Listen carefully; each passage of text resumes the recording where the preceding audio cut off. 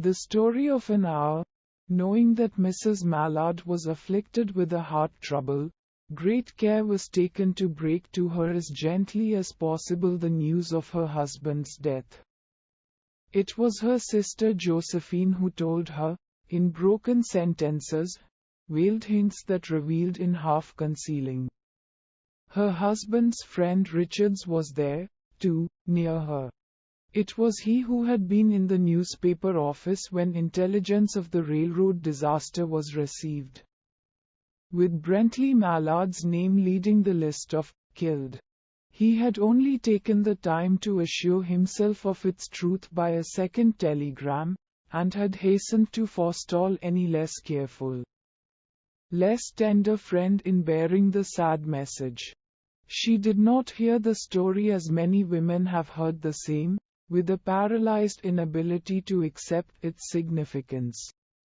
She wept at once, with sudden, wild abandonment, in her sister's arms. When the storm of grief had spent itself, she went away to her room alone. She would have no one follow her. There stood, facing the open window, a comfortable, roomy armchair. Into this she sank, pressed down by a physical exhaustion that haunted her body and seemed to reach into her soul.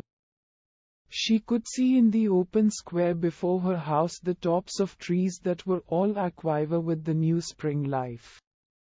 The delicious breath of rain was in the air. In the street below, a peddler was crying his wares. The notes of a distant song which someone was singing reached her faintly, and countless sparrows were twittering in the eaves. There were patches of blue sky showing here and there through the clouds that had met and piled one above the other in the west facing her window.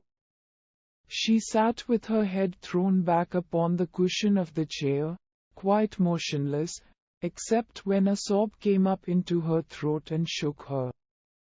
As a child who has cried itself to sleep continues to sob in its dreams. She was young, with a fair, calm face, whose lines bespoke repression and even a certain strength. But now there was a dull stare in her eyes, whose gaze was fixed away off yonder on one of those patches of blue sky.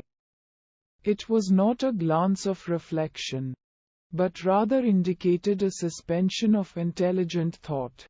There was something coming to her and she was waiting for it, fearfully. What was it?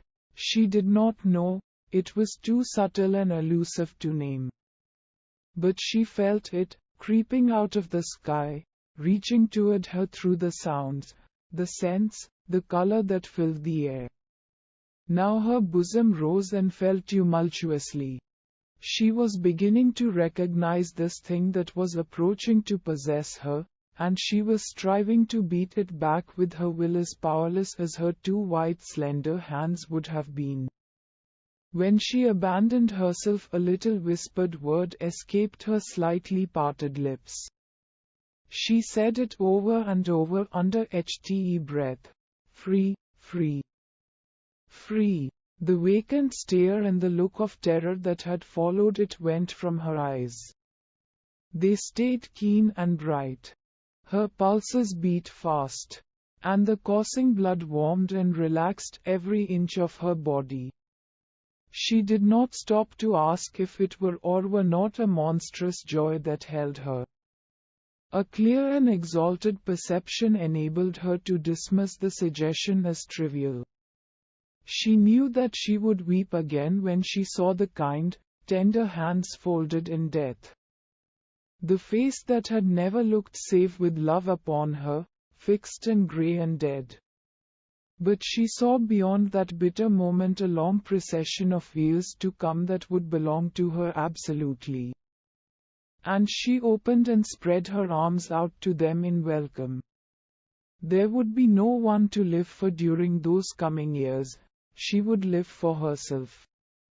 There would be no powerful will bending hers in that blind persistence with which men and women believe they have a right to impose a private will upon a fellow creature. A kind intention or a cruel intention made the act seem no less a crime as she looked upon it in that brief moment of illumination. And yet she had loved him sometimes. Often she had not. What did it matter? What could love, the unsolved mystery, count for in the face of this possession of self-assertion which she suddenly recognized as the strongest impulse of her being? Free. Body and soul free, she kept whispering. Josephine was kneeling before the closed door with her lips to the keyhole, imploring for admission. Louise, open the door. I beg. Open the door, you will make yourself ill. What are you doing, Louise? For heaven's sake, open the door. Go away. I am not making myself ill. No. She was drinking in a very elixir of life through that open window. Her fancy was running riot along those days ahead of her. Spring days, and summer days, and all sorts of days that would be her own. She breathed a quick prayer that life might be long. It was only yesterday she had thought with a shudder that life might be long. She arose at length and opened the door to her sister's importunities.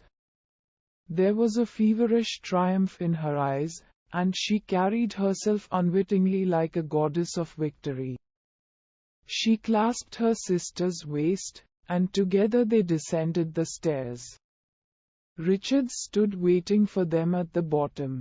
Someone was opening the front door with a latchkey. It was Bentley Mallard who entered, a little travel-stained, composedly carrying his gripsack and umbrella. He had been far from the scene of the accident, and did not even know there had been one. He stood amazed at Josephine's piercing cry, at Richard's quick motion to screen him from the view of his wife. When the doctors came, they said she had died of heart disease, of the joy that killed.